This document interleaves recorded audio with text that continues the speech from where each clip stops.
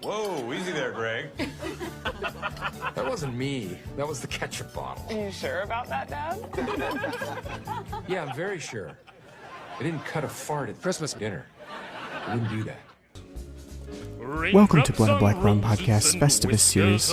This year, we're bringing you all kinds of Yuletide classics, such as Home Alone 2, Lost in New York, They Did It Again, On Her Majesty's Secret Service, oh, James Bond, you seasonal scoundrel, Trading Places, where people are just shitty, and The Santa Clauses, the newest conservative Disney Plus TV show.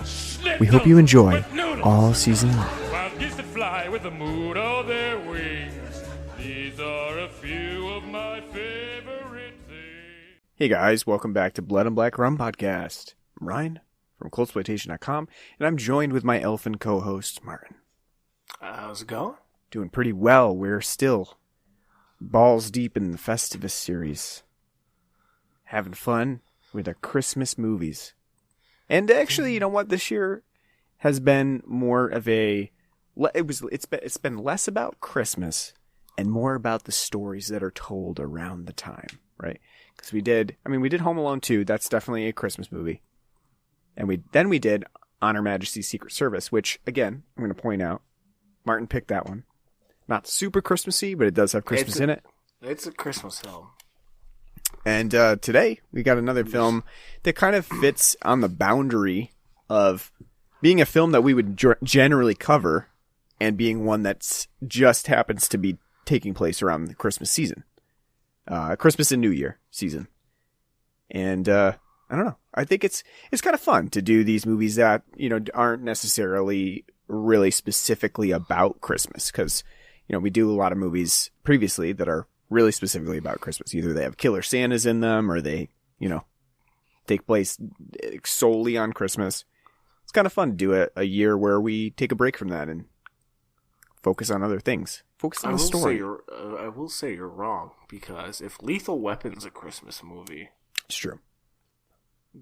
Trading Places. Lethal Weapon is tangentially a Christmas movie as well. It's one of those movies that's like got Christmas happening in the background. You know, there's a Christmas tree lot, but it's not really that Christmassy. How dare you? That Eric Clapton blues is what makes it Christmassy. It's like the precursor to Law and Order theme. It really is. Bam, bam, bam. Yeah. Getting too old for this shit. That's me every time we watch a fucking super Christmas movie. Where everyone's just running around like, it's Christmas. I'm Murtaugh, I'm getting too old for this shit. Getting too old. You know, the other thing, too, about this movie is that it is sort of the precursor to John Hughes movies, you know, set during the holiday season. It's similar in theme and scope. And if you didn't look at the crew on this movie, you might think that it was a John Hughes movie at times. But no, we've got a different John up to bat on this one.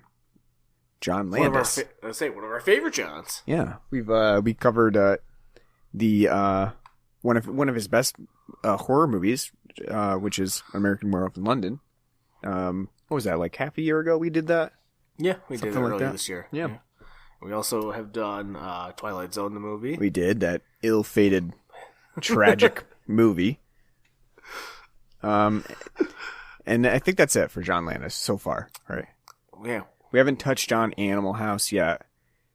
We haven't gotten to the Blues Brothers, which I have to admit I've never seen. You've never seen Blues Brothers? I have not. Jesus fucking Christ. Need to rectify that, I guess, huh? You know what? That's going to be next year's Christmas, where we rectify your mistakes on film watching. We're going to see Star Wars. We're going to do Star Wars, which is Christmassy. We're going to do Rocky, because there's Christmas in Rocky. It's true. And Blues Brothers. No Christmas to be found, but just rectify, like... The ghosts of Christmas past. How have you not, ran into the Blues Brothers in 33 years of your fucking life? I've actively avoided it. Why? No, I'm just kidding. I don't know. It's just never been a thing. I do know that people love it, you know. It's a great film. Right. Yeah, I do. I know that, you know, but I own a Blues Brothers Greatest Hits CD, so, you know. You're the real fan. I bought that thing back in 2006. You're like, gotta own it. At the FYE down Crossgates Mall, and when I saw it, I'm like, oh, I gotta listen to it, because not only do I love watching the movie, I love the songs they play. You know, the closest I've gotten to the Blues Brothers movie is seeing them reenact somewhat of the same, like something of the same characters on According to Jim. Because Dan Aykroyd would make an appearance every now and then on According to Jim, and he'd pull out like his fucking accordion or whatever. God, you could have saved that for the Jim Belushi watch that we're gonna have later on in this. Yeah. And then the other part is Christmas with the Cranks, when Dan Aykroyd is going to town with his polka. They're not a polka band. No, I know, but it just again it reminds me of like him in his characters, his musical characters. It's funny. But yeah, no, According to Jim, definitely where shit. All right, yeah, but everyone's According to Jim, aka everybody loves Raymond with less talented people. Kind of true, but I did have a soft place in my heart for it. For whatever reason, it was something that I tuned in for every week. According to Jim, it's kind of like King of Queens, but not as funny. Well, it's definitely we're way off track here, but it doesn't matter. It's definitely one of those shows where, like Sarah likes to say, like the schlub somehow gets like the 8 or 9 on the wife scale. It's like schlub who doesn't do anything, and then his wife does literally everything, cooking, cleaning.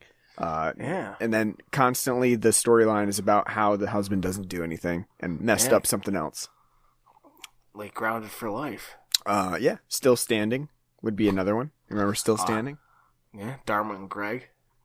Not so much. Greg wasn't really a schlub. He was a lawyer, wasn't he? Wasn't he? Like an attorney. He wasn't a schlub. Yeah, no. He was bringing home the bacon. Dharma was say, like, I'm drinking kombucha. I was say Dharma was the schlub. Yeah, Dharma was the schlub with rich parents. Becker. Yeah. Well, no.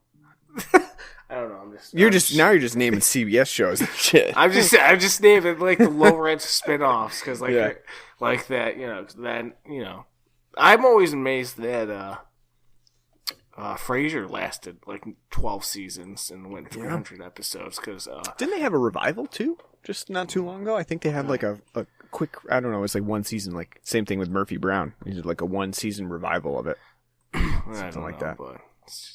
Okay, well today we're to get back on track. Unless we're gonna do a whole sitcom podcast. Yeah, we should do like a 90s to mid 2000s shitty sitcom rundown. We're talking about Trading Places today. The 1983 movie from John Landis, starring Dan Aykroyd, Eddie Murphy. It's a movie that I've seen once before, and it was during the Christmas season. It was one of those things where I looked online.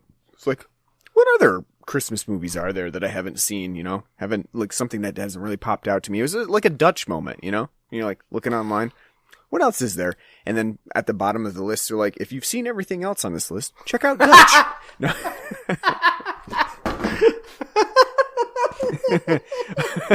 But, that's so true. That's so true. Not for me, it's not. But I thought I would poke fun at it. You go through the list and like, you've seen all of them. Watch Planes, Trains, and Automobiles. If you're really serious about not rewatching Planes, Trains, and Automobiles, I guess you can try Dutch. Yeah. Well, this one is one that I found on a list, and I was like, yeah, Trading Places. It's actually a Christmas movie, and it's one of the, it's a great movie from John Landis, and it's also a Christmas movie, so you can watch it during the holiday season. So I was like, all right, let's check it out. So we did, and we actually liked it. And we're like, yeah, that was a good movie. Haven't really returned to it because, again, it's not like extremely Christmassy where you're like, I need to have that during my holiday season. This is more of a movie you could watch at any time, and it just happens to also take place at Christmas.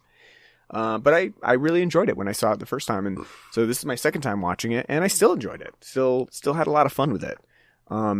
Also, I think we've said on the show before, I have a real big gap with Eddie Murphy movies Like, I haven't seen a lot of Eddie Murphy's prime movies at that, during the 80s. I haven't seen Beverly Hills Cop, which we talked about in the last episode, I think. I haven't seen Coming to America. Haven't seen it. John Landis film. So, yeah. I haven't, like, The Golden Child. Haven't seen it. No, I'm missing too much out. Yeah. But I haven't seen a lot of Eddie Murphy's movies at that time, so this is one of those. What about his stand-ups, Raw and Delirious? I have seen that. Yep. I have seen that one. You seen both Raw and Delirious? I can't actually. Which one did I see? I think I watched one at your house. To be honest with you, I don't remember which one, but we watched one of them. I do remember. Was he wearing a red suit or a purple I suit? I think it was red. Maybe if I'm. That was Delirious. Okay, and I think it was that one. I have no fucking clue. I took a guess. It was red. Yeah. So, did you see Dr. Dolittle in the 90s? Yeah, I did. And the Nutty Professor and stuff like that. But... Yeah, I saw Dr. Dolittle in theaters.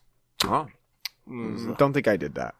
That was a formative experience in my life. I saw Daddy Daycare.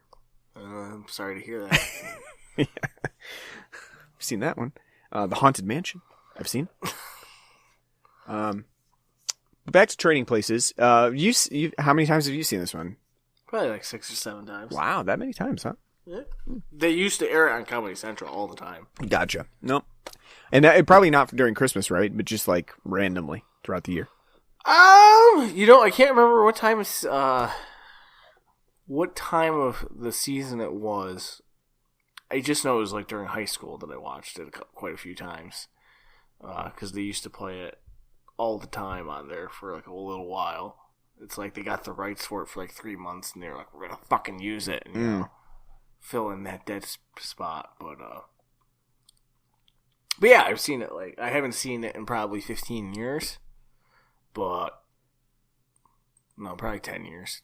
But I have seen it a bunch, and it's always a film that I really liked because, again, I do like John Landis films quite a bit. I think he's a very good director. Has really good material that he's put out. Always very consistent, very funny, great casting, great funny storylines, and Trading Places is no different. Yeah, I mean, I think this is a fun movie. We'll talk about what makes it so fun, but it has a great cast to it, and it's got a lot going on. Especially it's a 2-hour long movie, so it's a fairly long movie, but the idea is pretty fun because it does kind of bring up that idea of like nature versus nurture and the things that you're given versus that you earn. I think it's kind of an interesting twist on that. Like, I mean, because there's a lot of movies that do switching places, right? I just read a Christmas book that was about switching places for the holidays.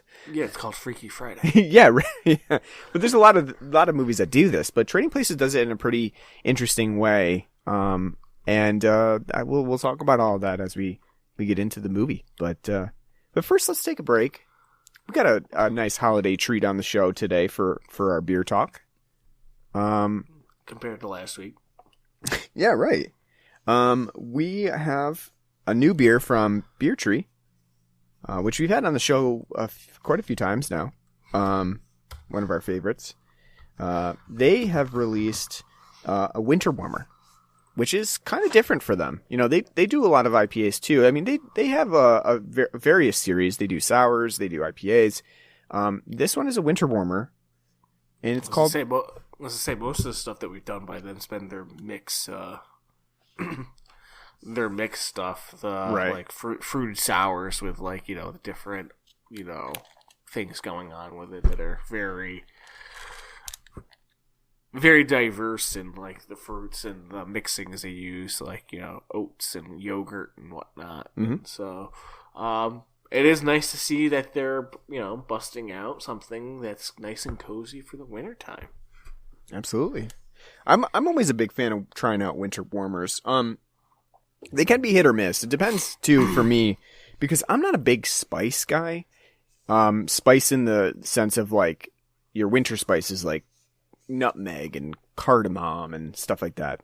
But I do tolerate them during the winter. What? Cardamom? Cardamom. What the hell's that? I don't know. It's a different spice. Some other fucking spice. Oh, you said it so confidently. Well, that's what this beer has, so that's why I said it confidently. But this one, and also too, like molassesy flavors, and sometimes not my favorite. So, you don't like molasses? I do to an extent. It's not my favorite thing, but what's the best cookie around? Not fucking gingerbread or anything like that. Molasses with frosting on top. No. Yeah, best cookie around. I'm not a huge fan. Hands down. If I could find a bag of like those Archway cookies with the molasses icing, oof. Stay out of my way. Gonna go to Pound Town with it. But I will say that I always give a winter warmer a try. And this one's called Flannel Lined Everything. And it has a nice little jaunty can. It's got a nice flannel, buffalo plaid flannel design on it, which I like. That's not buffalo. It's not red, white, blue. Buffalo, yeah, I gotcha. I was like, no, it certainly is buffalo plaid. That is what it is. So this one is Spiced Winter Ale, 6.3%. The can list, like I said, I was telling you kind of everything that's in this beer: blackstrap molasses, cinnamon, cardamom, ginger, nutmeg, clove, dried orange peel, and freshly ground coriander. Woo! Sounds like you're getting ready for the holiday season, stringing popcorn and making your gingerbread houses, and putting those cloves in the oranges. Man, you must have had a sunshine and rainbows childhood. We didn't do any of that shit. I didn't do it every year, but I did do all it those occasionally. Dickensies, A Christmas Carol, things you just described never happened over at the Martin household. I did string popcorn one year. I did put those little fucking cloves in oranges. Whatever. I don't why you do that. I'm not really sure, but clementines. Yeah, never did that. Like, the popcorn we did at like school. It wasn't anything like and you'd bring home like, look what I did, Mom, and then she'd throw it in the garbage. Wow. How about the red and green like chains? Did you make those? Like the red and green decoration chains that you would hang up with the strips of paper? Oh, the daisy chain things? Yeah. No, that's at school. That wasn't at home. Yeah. Oh. You save that shit for school, not at home. Fun. Listen, we were a Festivus family. We had our pull up. You aired grievances. A lot of airing of grievances. Dad used to, put on the feats of strength by, putting me in a sharpshooter. I've got a lot of grievances for you people. I'm gonna be bringing the Festivus pole to work, and you should. I was telling people, it's funny. Fucking that episode of Seinfeld's been out for like 30 goddamn years now. And there's still people who, and I'm not even a big Seinfeld fan, but like there's a lot of people who still don't even know what the fuck you're talking about. Like Festivus, and you're like, what the hell's that? And it's like, the airing of grievances beats strength. Wow. Nice They don't know pole. what it is, huh? No. It's ridiculous. No, it's ridiculous. All right, so winter warmer. How do you feel about this one? No, it's not winter warmers. Flannel Lined Everything. Spiced winter warmer. And I would say, it's not a winter warmer. It's a spiced winter ale. Because winter warmers are garbage for the most part. And because it is a spiced winter ale,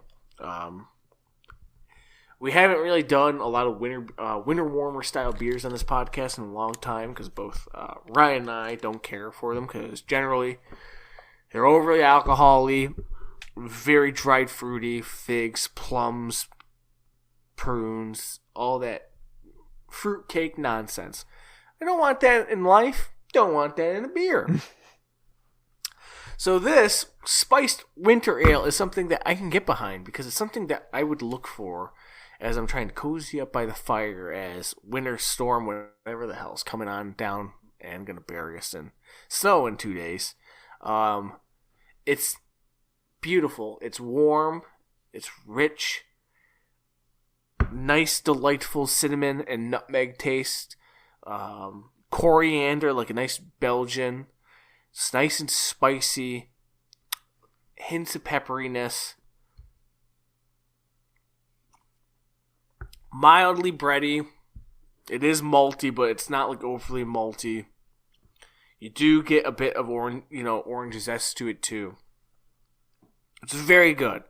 Very warming. What I, in my mind, if I were to like choose a style that I would want for the winter months that are coming, would be right up there with the Shorts beer, because it's drinkable, it's warm, it gives you all that good feeling like you're drinking a nice cup of chai tea when you're sick during these shitty months. I like it a lot, and I think they did a very good job, and I would highly recommend this to other people to try if you like things like nutmeg, cinnamon, and coriander. As you said on the Untapped review, people were saying pumpkin-y. I kind of get that, only just because the main thing that makes a pumpkin beer kind of pumpkin beer is the nutmeg, and so that's why you don't really taste like actual pumpkin. It's just kind of like a nutmeg blast, and you kind of get that with this. It's more balanced with the fact that it's got the cinnamon and the clove and the coriander. But I do get that if you were to drink this, you kind of compare it to like a pumpkin ale. Mm-hmm. Yeah, I'm not a huge fan of pumpkin ale, but I do get a little bit of what that would be like. It's, that nutmegginess is definitely something that comes out. I do think that this beer is really, really balanced. It has a nice spice to it, but it's not overpowering. It's not, gonna knock your socks off with spices, especially if you're not a big fan of spices like me. I think it's just nicely balanced enough where you can appreciate them, but not feel like they're just too overpowering on the palate. So it's really, really balanced, really, really tasty. And it's a nice one of those beers that is definitely somewhat warming for the winter season, holiday season. This is obviously not specifically a Christmas beer, but it has a nice warming quality to it that I would recommend as a full-time winter beer. I like it. I think they did a good job with this, especially considering that's not really specifically within their wheelhouse. And glad to see that they're branching out a little bit and doing winter ales and stuff like that. Always glad to support Beer Tree with stuff that they do. And I'd get it again. I would say that too. Yeah, I would too. Yeah. All right. Thanks, Beer Tree, for sponsoring. Just kidding. They don't sponsor. Would be nice if they did. Just send us stuff. Great. All right. So, on to Trading Places. So, this movie surprised me with one thing that I did not remember about it. And I did not remember that Jamie Lee Curtis was in it. That is something that just completely bypassed my memory. And it's probably because my wife made me close my eyes during Jamie Lee Curtis' scenes. That's probably what it was. Absolutely not. You're not looking at those well-formed boobas. Tatas. It's hard to believe this is the same frumpy woman from Halloween. You know what? Do you think Christopher Guest was sitting on the side, like, when they're like, now, we want Jamie to have her boobs out, and he's like, oh.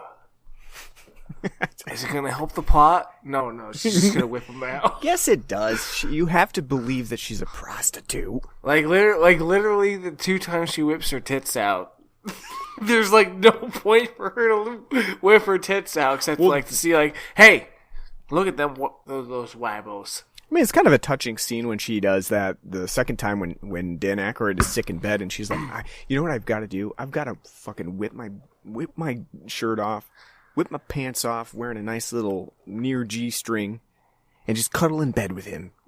Fuck getting sick. You know what? I don't care if I get sick. I'm cuddling close to Dan Aykroyd. You know what? Well, you know what? After COVID-19, she's a fool.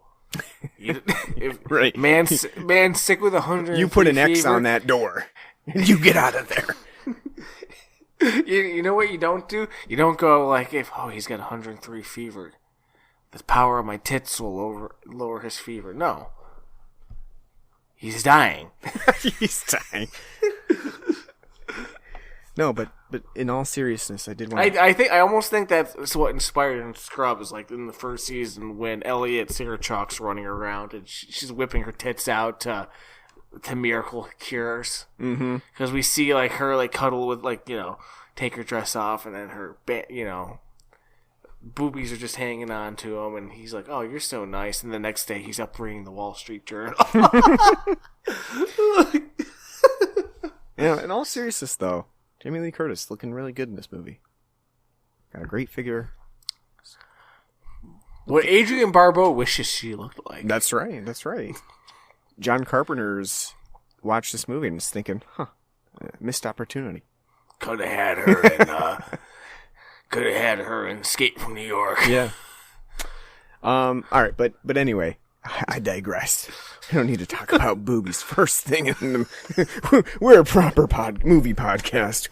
We don't talk about that sort of thing right off the bat. No, but the movie is about Dan Aykroyd, who expertly plays this rich, and he, you know what, too.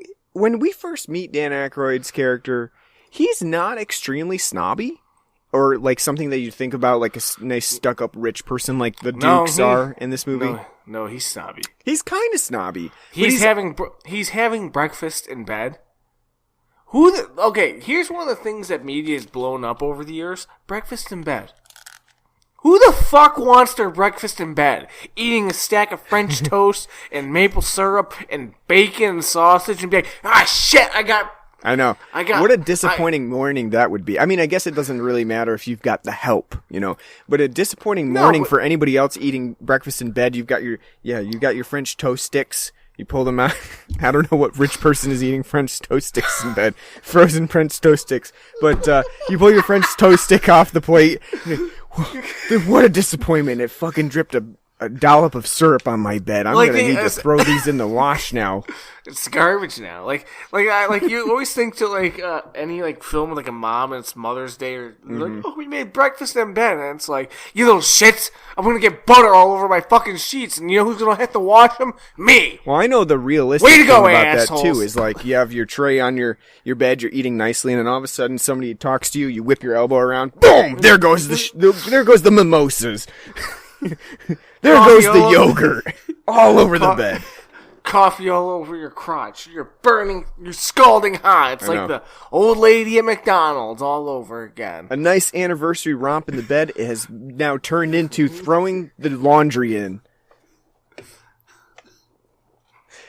But anyway, I don't think he's that... By the way, that's also something I missed too. Whatever happened to the pajamas, the nice striped pajamas that look like Scrooge's pajamas, all it's missing is the nightcap to go with it. Well, Scrooge had a nightgown. Yeah, you know what I mean. Yeah, I know what you mean though. I actually have a pair of buffalo plaid pajamas, and I don't wear them because I'm too fucking hot when I get in bed. I was like, long sleeve shirt, pants? No, these are coming off. And I just put on a t-shirt. But anyway, what I was saying, I don't really think Winthorpe is like stuck up snobby in the way that we see the Dukes later on, or the general guys that are at like the club that they're all a part of. He definitely is a rich person who has become part of that class where he doesn't really recognize like the lower people. But I don't think he's particularly snobby, and I think that's why the films the films being able to sell his change works because, he kind of just seems more aloof. Like, people live like that, I don't know. There's classes. I'm the high class, you're the low class. Well, I mean, that's the problem. That does make him that because the fact that he's aloof in the first time. Yeah. What I'm saying is like, I don't know that he's intentionally like that. He's more like, this is just society, and this is what I've had forever, Oh, does it mean it's okay when a black man runs into you, yell, "Oh, agreed, agreed." He's stealing the payroll checks. He's like, he's got a weapon. I don't want your briefcase, man. Here you go, Eddie Murphy. I don't want your briefcase. He's assaulting me. I know. It is a great scene with how over the top it gets, but Yeah, but I mean, like, I love the opening of meeting Winthorpe. You know, like you said, he's getting breakfast in bed. Coleman's serving it to him. He basically gets everything that he wants. What the fuck was up with the 80s and having butlers everywhere? I don't know what was up with Mr. Deeds and having butlers everywhere. Well, that's different. I mean, I'm just saying, like, he's like 80s films, like, if you had any money, there's just butlers littered everywhere. It's like anytime you watch, like, an anime and someone's slightly wealthy, and you have that episode, like, they go over to the wealthy friend's house, they're like, you have a butler? And they're still wearing, like, 1920s, like, butler gownery, like, this is what's supposed to be expected, like... Coleman. Like, yes. Well, that's kind of the joke here, too, right? Like, that they are kind of, like, ridiculous royalty in the sense that they have, like, this stupid, like, rich person club that they go to. The Liberty Club! Yeah. It's ridiculous. And then not only that, but, like, when you see them all having a meeting together, like, we've all come here today to discuss something, where they actually kick Winthorpe out because they get him for stealing, in quotes. They like bring up the fact that he says, "Is there a lawyer in here?" And everyone's like, they're like, everyone is. It's just, you know, it's those funny little jokes that are mocking like the upper class hoity-toity society that I think works really well in Trading Places. But the whole idea is that Winthorpe works for this, you know, this what would you investing firm? Is that a commodities brokerage firm? Yeah, in Philadelphia. So for once, we're not.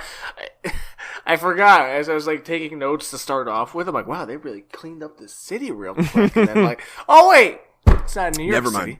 It's Philadelphia. Yeah, but didn't you see that opening scene where they're going into the bank and it's like got bullet holes in it? You didn't see that part? Yeah, there's like that one shot of them going into the bank window. The window's got like 3 bullet holes in it.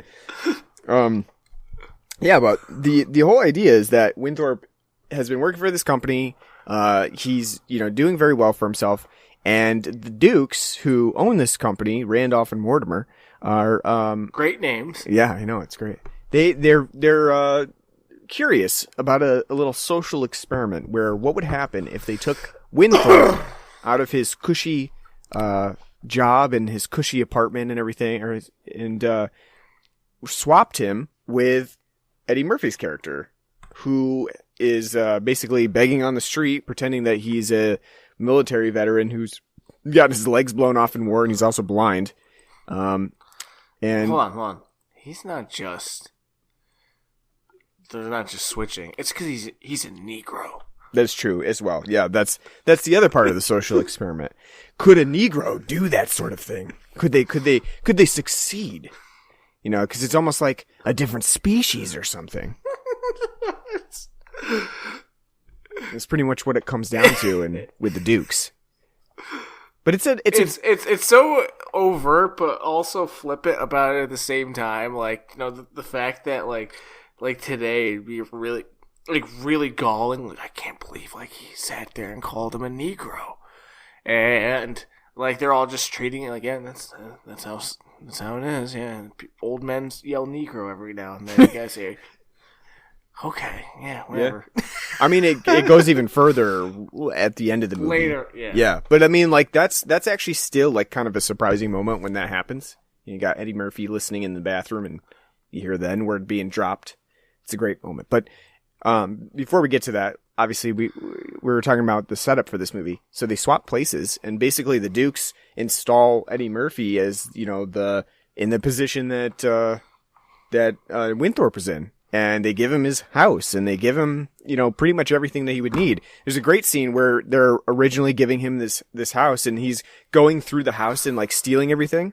He's like just, you know, making a show of like putting it in his pockets. They're like, "You own this. You don't need to steal it. This is yours." Sure. He's got like just constantly with the cigars, like pocketing them. Like, no, you don't have to do that. You own this, which makes no sense either because they bought everything. Yep. The fact that like everything is bought on their dime, and the fact that Winthorpe was kicked out that easily means you don't own it; they own it, and they're letting you use it to their graces.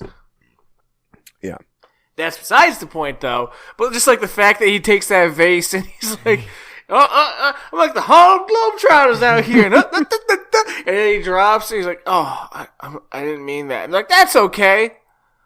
That vase is $35,000. And he's like, oh, shit. And he goes, but the insurance policy on it is for $50,000. So you made us some money right there. And he's like, yeah, it's great how. And then he goes, so what else do you want me to break? And they're like, no. Yeah, you're like, so you want me to break some other stuff? No. But the Dukes are great. I mean, Ralph Bellamy and Don Amici, they're really good in this movie. They do a great job, especially. They steal the show. Yeah, especially Don as Mortimer, because he does have that, like, he's really gruff. But like in that scene particularly where they're talking about how much the vase costs is $35,000, like he has that look on his face like, God damn it, what the fuck have you done, Randolph? And then all of a sudden he's like, but we upcharged the insurance on it for $50,000, so he ended up making us $15,000, Mortimer. And then there's like this pause, a quiet pause, and then Mortimer's like, It's great. It's just great delivery with that. I know, they definitely steal the show throughout the entire film, just like, being such shitbags, unlikable asshats. I assume that's how Elon is, like, in everyday life. Probably worse than that, to be honest with you. Yeah, yes, my child died in my arms. No, it didn't happen. It didn't happen, Elon. But no, it's great, but no, the funny thing is, though, is the duality that they set up. So we get to see Winthrop going throughout his mundane commodity brokerage life and walking around all hoity-toity like, no, I can't do that. I have a date with Penelope tonight. Mm-hmm. And talking to all his buddies, and they're like, oh, you're so lucky. And he's like, it has nothing to do with luck. Like the banner they have. And they're seeing, Eddie Murphy on the street basically as the war veteran. Doing his shtick, and basically, doing an Eddie Murphy bit.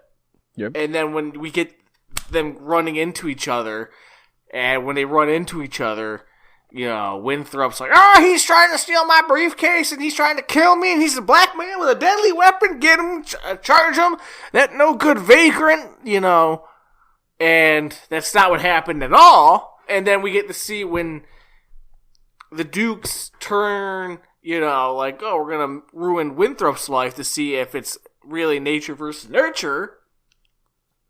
And, put Eddie Murphy in that place. The same things that happened to Eddie Murphy are basically what happens to Winthrop the whole time. Like, the same things where, like, he's framed, he's beaten, accosted, gets thrown through the ringer. And just that nice duality there that Landis sets up there is really great and works really well to watch that. And to kind of watch as that's going on to see Dan Aykroyd be like, man, this really fucking sucks, but not really to have the empathy to be able to, relate it to his past experiences until like the very end of the film. Yeah, the movie does a good job too of like setting it up because it, as he meets Jamie Lee Curtis's character, who's a prostitute working on the street,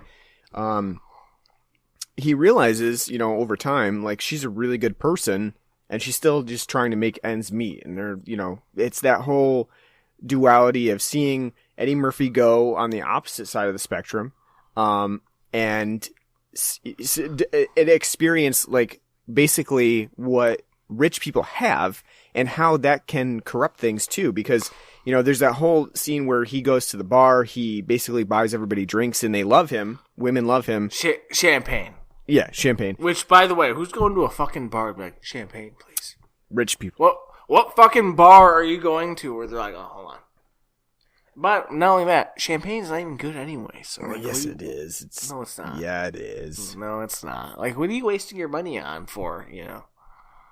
Well, but anyway, champagne hater. It's not good. He goes to he brings everybody back to the house, and he finds out like everybody's just basically trashing everything, not really respecting him. And I think at that point, Which is great too, because it's like right after like he has the scene of the Dukes where he's like smashing, breaking, trying to steal shit, and they're explaining to him like, no, this is yours, and now they're all there and they're dancing on this Persian carpet and putting fucking cools. I was laughing so fucking hard at that when he's like, who put cools out? Am I wrong? Who put cools out? Am I wrong? This is bullshit.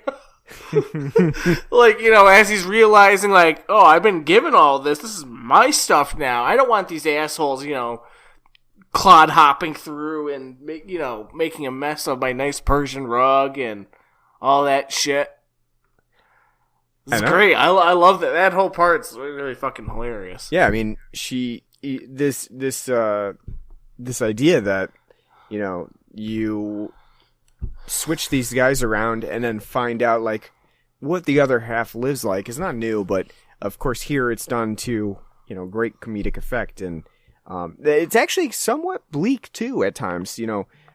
Later in the movie when it's Christmas Eve and there's a big Christmas party going down at Duke and Duke, and basically Dan Aykroyd storms in and tries to make his last ditch effort to be like, what the fuck is going on, and why was I set up for all of this, and basically Eddie Murphy set me up with all of this and stuff like that. Tries to plant drugs in his desk and stuff. You get this bleak moment at the end where, he's basically like a crazed Santa at that point. We're back to like the, Silent Night, Deadly Night Santa, showing up here, but, he's wearing a Santa suit outside in the rain. He looks just like him, man. He's so fucking like rugged and like beat the shit. Yep. And the whole bit when he goes into the Christmas party and he's like pocketing ham and when he shoved like that whole fillet of fish down his fucking like shirt, I was laughing so because it's just so fucking stupid, but like really funny. And the looks people are giving him as he's like just like shoving crap constantly into his pockets, hilarious. Yeah, I mean, like that scene where he's out in the rain and basically puts a gun to his head and pulls the trigger and it doesn't go off. And then he throws it down and then it goes off after. I mean, it's a pretty bleak scene. He's ready to commit suicide because of how much his life has slipped away. It's pretty great, to see that happen and how the movie progresses to that point. With a comedic effect too. So I really like that, how it kind of goes towards a bleak place. But it has a lot of elements that really pull it back towards like, fun and kind of, emotional and empathetic too. Jamie Lee Curtis's character is probably one of the straighter characters in the movie. She plays it. She's not really super comedic. The only time she really gets very comedic is when she's basically being Pippi Longstockings on the train when they're pulling off their heist.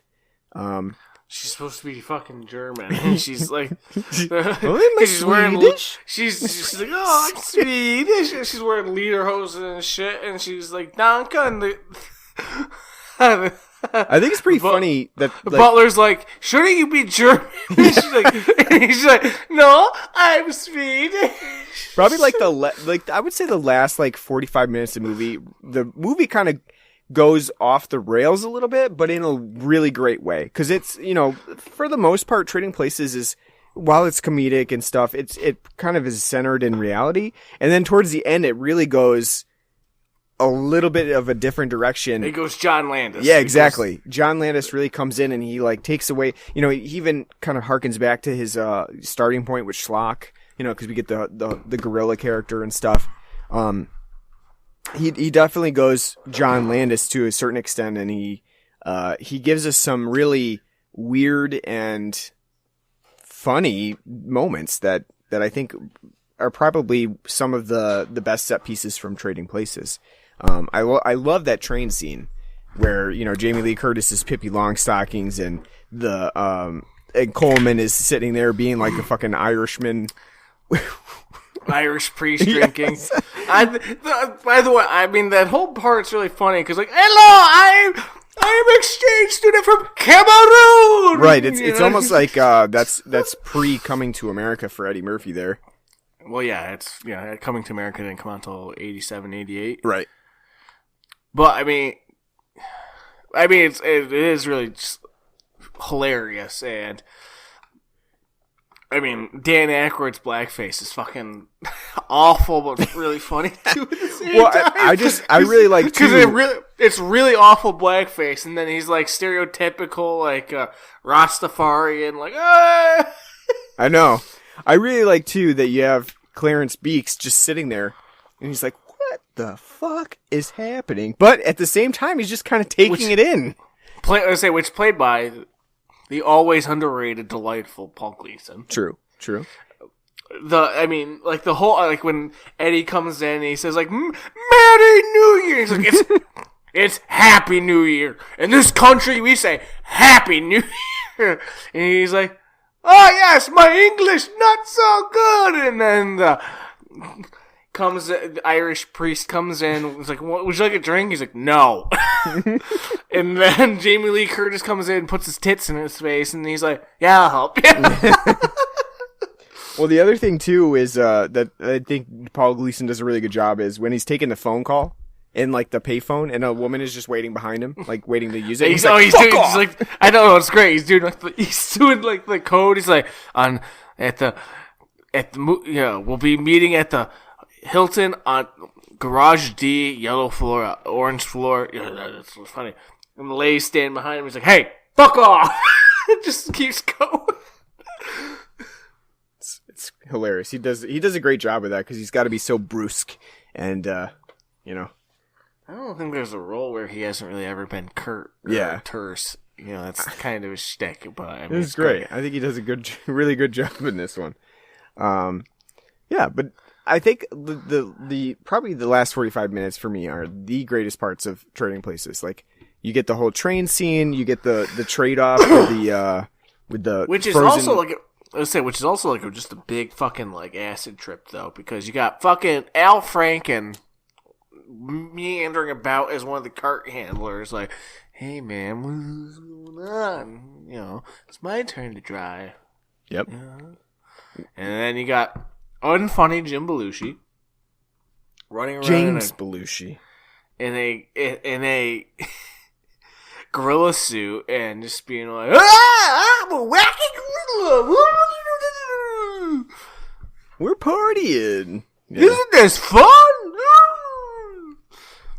Seriously, who the fuck does like New Year's parties like that? I don't know. It's Halloween. I've never attended a New Year's party like that where it's you dress up for Halloween. Not only that, when they're leaving the station, he's hanging out of the train holding balloons. Like, there's not like a personnel like, "Get inside, sir, or you'll be ejected from the train." Like,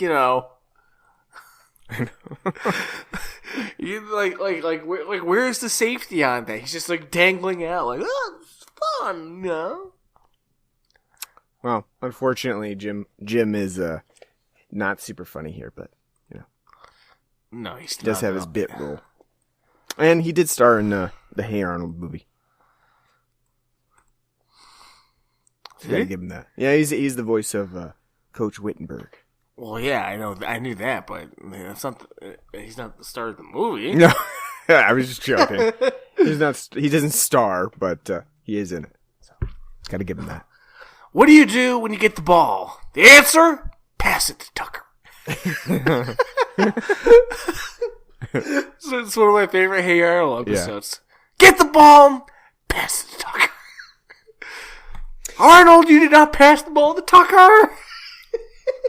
So what do you think about the really chaotic, frozen orange juice trading on the floor that happens at the end of the movie? What a fucking goofball idea! I want to know whose idea it was, like, to make that It really is a weird goofball idea. You're right. It truly sums up like the innocuousness of like commodities trading. And like trading in of itself, like gold, pork belly, soybeans, all of these valuable things that frozen concentrated orange juice, like.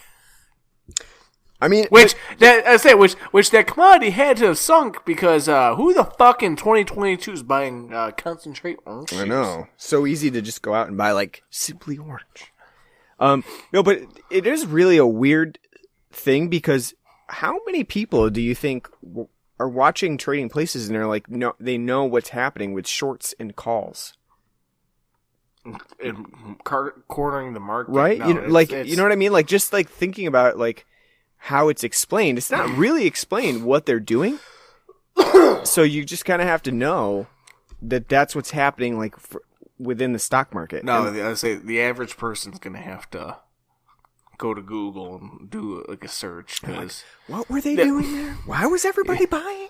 What was I happening? was gonna say if you didn't take like an economic, granted, I mean it's during the Reagan years, so maybe like as Ronald Reagan is your president, I will make sure that everyone knows what shooting. Why are you Mr. Burns? You sound like Mr. Burns. Because Ronald Reagan is essentially fucking Mr. Burns. You sound just like Mr. Burns, though. Smithers.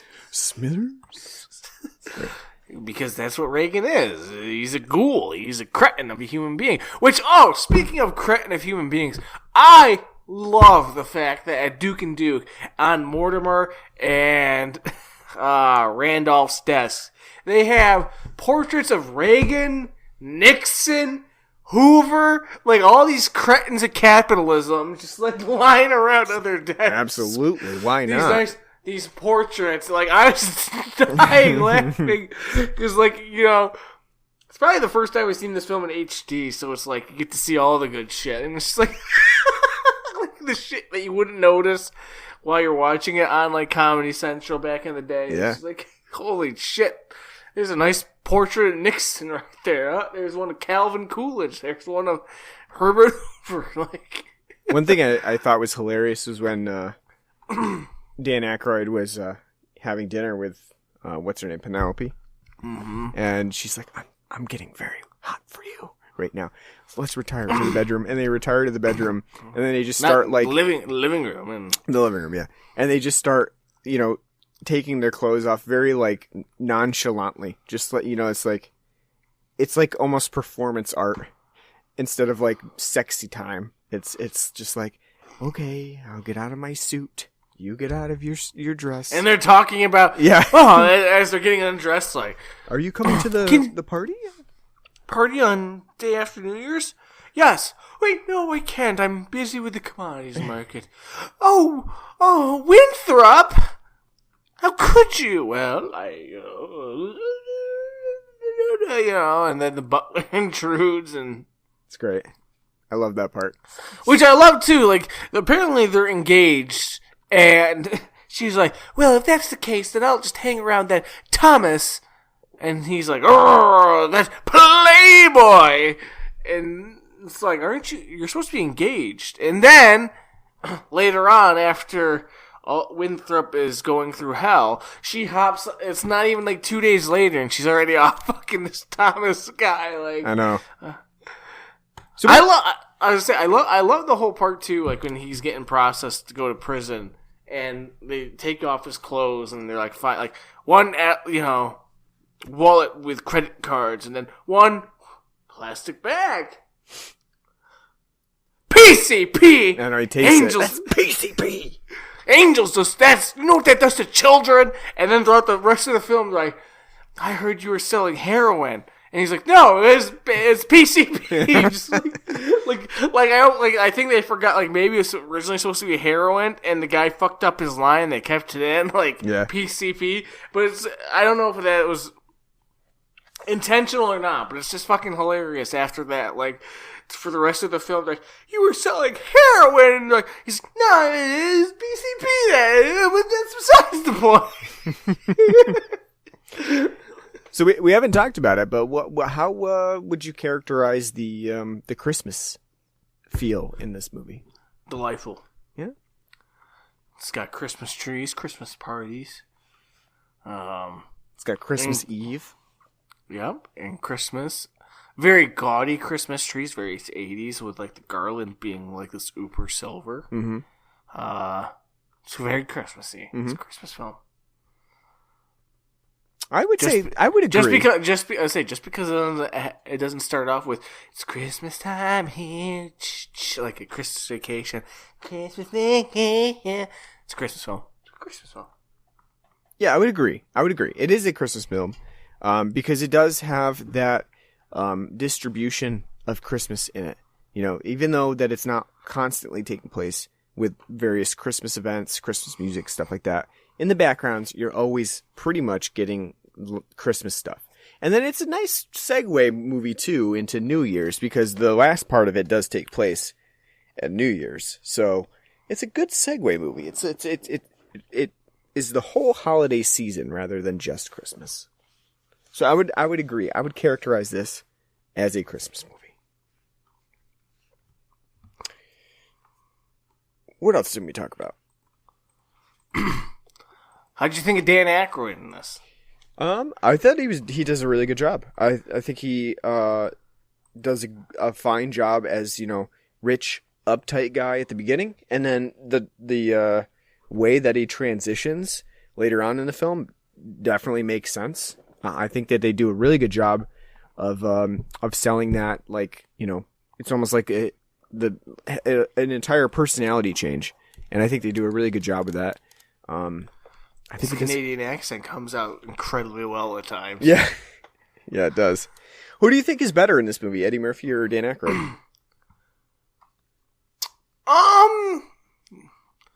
I'd say Dan Aykroyd, because Eddie Murphy, for the most part, he's great. Eddie Murphy is great in this. He really is funny. But it's basically Eddie Murphy in this is just kind of playing an Eddie Murphy skit with his laugh and not only that, know, but later, hey, get the fuck out of here! You know, like, you know, goofiness. Yeah, It's funny, but Dan Aykroyd's a little more nuanced. Like, I mean, is he playing the straight man? Yeah, but he's got more range than Eddie does.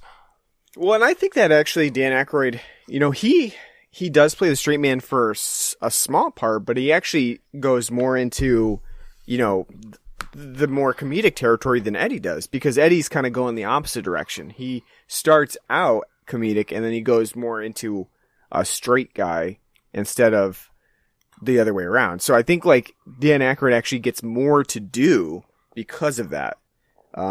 Because Eddie's kind of got to transition into the stuffy, you know, rich guy. I know. Two days in, after Dan goes off with a handgun dressed as Santa, trying to plant pills and on him, he's like, "Well, you should get a job," and yeah, like he's doing the same thing. Like, "Well, you should have a job. Why isn't he doing this?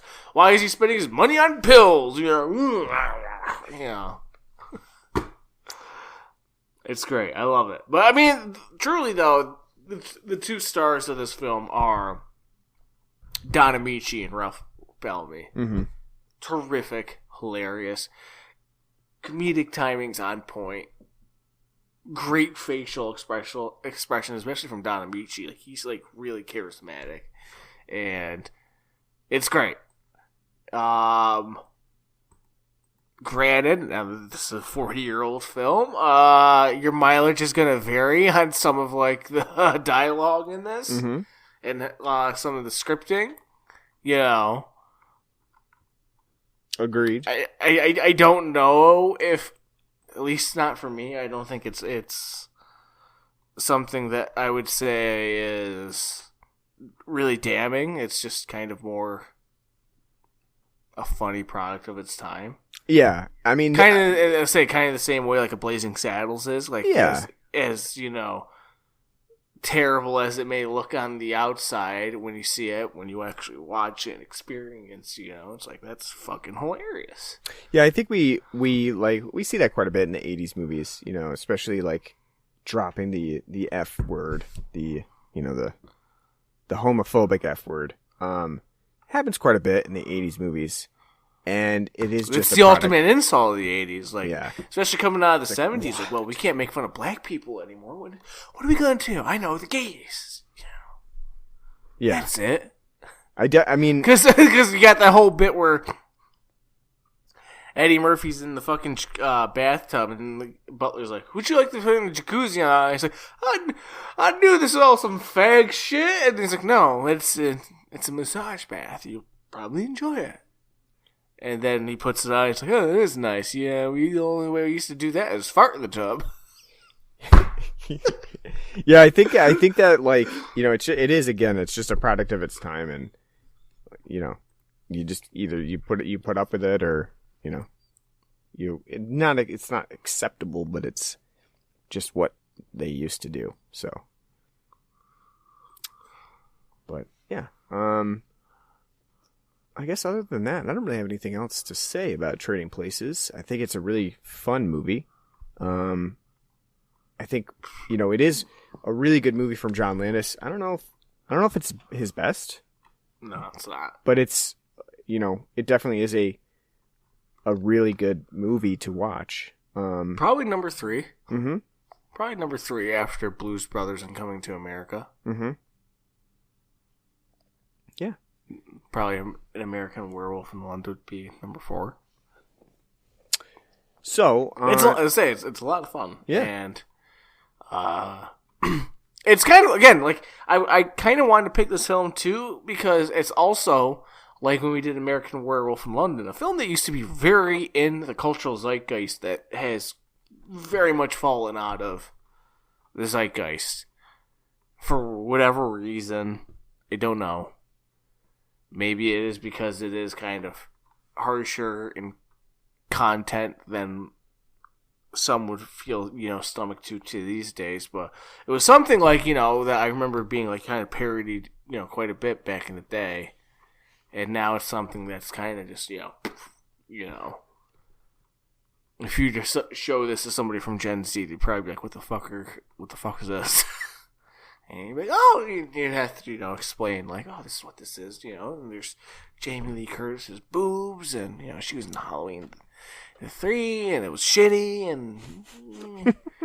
You know what this movie was missing, though? When Dan Aykroyd was running around as drunk Santa, pounding that, you know, bottle of Crown Royal, I think it looked like. It wasn't his alien skull vodka. And right. Him going on a tangent about, you know, espers and ghosts and other things, you know. All right, so on a scale of... Have you ever seen that or no? The Alien Skull Vodka? Yeah. I haven't seen him going on about it, no. And then just him ranting about, you know, like, yes, there's espers and ghosts everywhere, and... No. coming to kill us all. No, I haven't seen that. Oh, you gotta. Look it up. It's great. So, on a scale of 0 to 10, Jamie Lee Curtis wigs, what would you give Trading Places? Which wig of hers, though? The red one, the red curly-haired one. Red Dolly Parton hair? Yeah. I give it an 8.5. I think Trading Places is really funny. I don't think we really probably did it justice in this review, which, to be kind of fair, as great of a film this is, it's kind of hard to review because it's very much just like a stereotypical comedy, but it's, again, incredibly hilarious. It has that great John Landis touch. Eddie Murphy's great. Don't want to downplay it. He's hilarious. Right, you know, in prime SNL Eddie Murphy form. Dan Aykroyd's hilarious too. Playing the straight man and slowly devolving into madness. Obviously, the two that steal the show are Don Amici and Ralph Bellamy as the Dukes brothers. They're hilarious. They're great. They have great comedic timing. They're funny. The idea is simple. Something that's been well trodden. You know, this nature versus nurture idea. And what are the outcomes? It's just really funny. It's a really idiotic idea, but a funny idea, and it works really well. It's really fun. And I wish more people would see it. It's a great film. I give it an 8.5. I forgotten how much I like this film a lot. Yeah, I would give it an 8. I think it's a really fun movie. It has a lot going on with it. It does the whole switching lives thing very well. With a very unique twist. I think it's a weird movie at times, you know, especially with John Landis, you know, supplying a lot of the oddity towards the end of the movie and really going ham on that in the last 45 minutes. And I think, you know, it needs the right audience, but if it finds the audience, I think a lot of people would enjoy this. It is surprising. I don't hear a lot of talk about Trading Places. Even though I know that it's pretty well respected, I not a lot of people talk about it, so it's interesting to kind of see that. But I think both Eddie Murphy and Dan Aykroyd do a great job. There's a lot of witticisms here that don't necessarily like have laugh out loud moments, but there are some that obviously that are. But there's a lot that are kind of chuckle to yourself later on and say like that was really funny. That you kind of notice later on, and especially with the Dukes.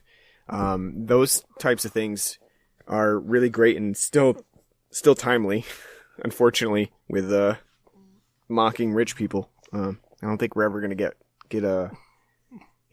used to that or get sick of that. So it's a really fun movie that I definitely would recommend checking out. And again, it's a Christmas movie, so check it out for your holiday season. I'll say not only that, we forgot to mention the part where when Dan Aykroyd's in Jamie Lee's apartment and she's like, here, put this outfit on. And he goes out and he runs into his club, which is doing this ridiculous fucking fraternity singing to their women, and they're just wetting their panties over. Like, right, yeah. And which is ridiculous. Like, who sits there and is like, oh, he's talking about fucking me in college. Isn't this great? And they're all singing a cappella. Isn't this delightful while we're at the squash court? And then when Dan Aykroyd shows up, he's dressed in this like ridiculous plaid pants and off-toned shirt and off-toned tie. He looks like fucking Saul Goodman. Like, Bob Odenkirk could do a great job, in a New Trading Places to play Winthrop, or Dan Aykroyd could possibly be a good Saul Goodman. Like, when I was thinking that, I was like, wow, this is like 1980s Saul Goodman. Wouldn't that be fucking great? That is true. He does make a pretty good Saul Goodman there. You're right. Yeah, so check out Trading Places. Again, like you said, I don't know if we did it justice, but it's hard to talk about. Mostly you just need to watch it. So, all right, so that brings us to the last coverage of our Festivus series for next week. We're going to be doing the Santa Clauses, which is the 6-episode, 3-hour opus. 6? 3-hour opus. You said 3 episodes. No. There were 3 episodes that were... Fucking damn it. There were 3 episodes that had been released. There are 6 episodes in total. That's why we had to wait until the last week to do it, because I don't think the last episode releases till the 17th. So. Well, you know what? We're not doing it, because I'm not seeing Judge Reinhold on here, so... I don't think he's in it, no. But you know who is? Bernard. I don't give David a shit. Krumholtz is back. What about Martin Short? No, I don't think so. As Jack Frost? No. Let's just do a random episode of Primetime Glick then. No, we're doing it, and yeah, you got to prepare for the 3-hour opus. Tim Allen calls it an epic movie or something like that. I just want to see it because everyone bitches about Disney being woke, and now they got the fucking Godfather of I'm the conservative back on there, Mm-hmm. Yeah. I really think we should just do episodes of Primetime Glick.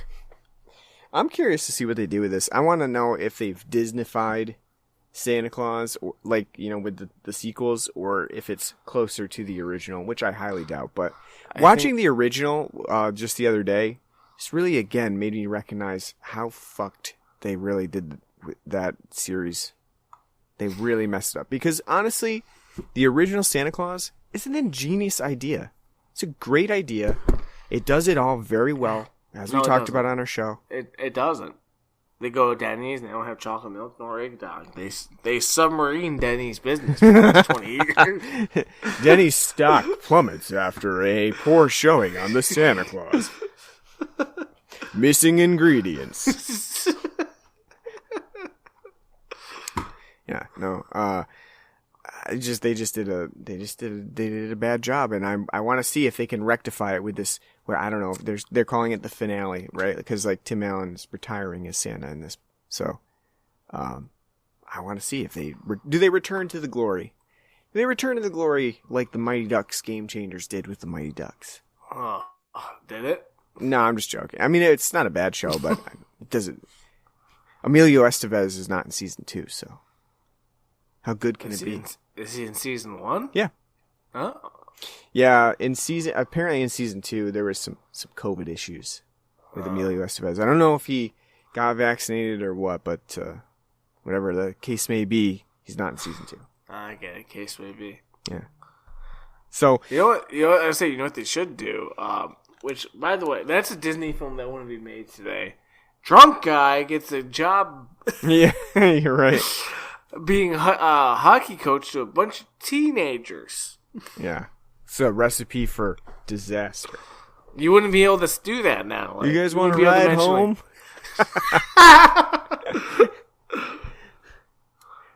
Why are you swerving?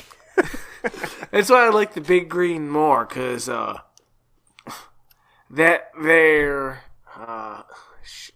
why am I drawing a blank on his goddamn name? I have no idea. Gutenberg, Steve Gutenberg. Oh, yeah. That there Steve Gutenberg, he's the deputy. he's a man to be respected. That's right. All right, so like I said, next week the Santa Clauses. We're doing the full series, 6 episodes, all in one podcast episode. It's going to be weird. It's going to be fun. I don't know how we're going to do it. Probably need to take notes because, I'm probably going to watch like 3 and 3. I'm not going to sit down and watch 3 hours straight of the Santa Clauses. You need to. I think I would rather die. You need to. So you'll definitely want to tune in for that. So definitely give us a subscribe on any podcasting network that you can think of. We're on Google Podcasts, Apple Podcasts, Stitcher, home base at anchor.fm, Good Pods, whatever you listen to, we're on it. So subscribe to us, leave us a nice review. On Facebook and Twitter, search for us on there, Blood and Black Rum Podcast. We also have an email address at bloodandblackrumpodcast@gmail.com. Write to us, let us know what you like, what you don't like, what you want to hear us cover, and we'll take that into consideration. You also donate to us on Patreon, patreon.com/bloodandblackrumpodcast. Anything you can donate is appreciated. We'll put it back towards beer. So thanks a lot. Thanks for listening to our episode on Trading Places. We hope you enjoyed it. Hope you come back for the last episode in our Festivus series as we do the Santa Clauses. And until then, take care.